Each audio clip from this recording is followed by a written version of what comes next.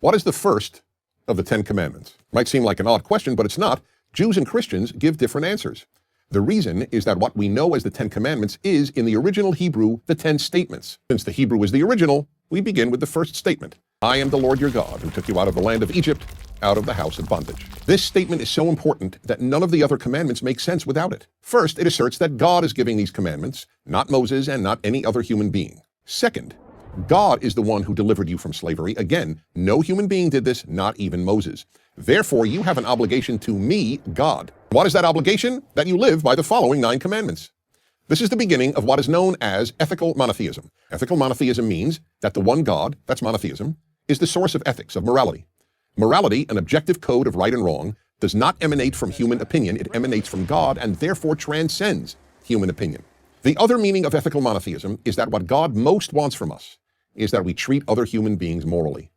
None of the 10 Commandments concern what humans must do, quote unquote, for God. Pre-10 Commandments religions all believe that people must do a lot for their gods and even sacrifice people to them. But now, thanks to the 10 Commandments, mankind learned that what God wants is that we be good to our fellow human beings.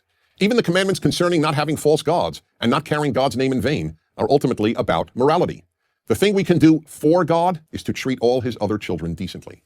Every parent can relate to this, at least healthy parents have indescribable joy when they see their children act lovingly toward one another, and indescribable pain when they see their children hurt one another. So too God, who is likened to our Father in heaven, cares most about how we treat other human beings, all of whom are his children. The third critical teaching of the first statement, I am the Lord your God who took you out of Egypt, out of the house of bondage, is the importance and the meaning of freedom. Note that God is not saying in this introduction to the 10 Commandments that he created the world. It surely would have made a lot of sense for God to introduce the 10 Commandments with the statement, I am the Lord your God who created the world. That is, after all, pretty impressive and would make sense. I created the world, you better listen to me. But no, the one thing God declares is that he took the children of Israel out of slavery and into freedom. That's how much God hates slavery and how important God considers freedom. The founders of America based their entire view of America on this belief that God wants us to be free. That is why the most iconic symbol of the American Revolution, the Liberty Bell, has only one sentence inscribed on it, a verse from the Hebrew Bible, proclaim liberty throughout all the land unto all the inhabitants thereof. One other equally important lesson about freedom imparted by the opening statement of the 10 Commandments, what freedom means.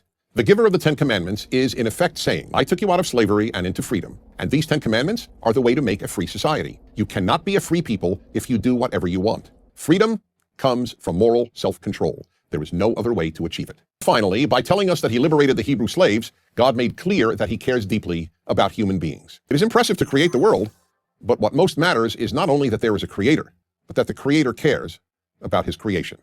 All of that is in the one statement with which the 10 Commandments begins. I'm Dennis Prager.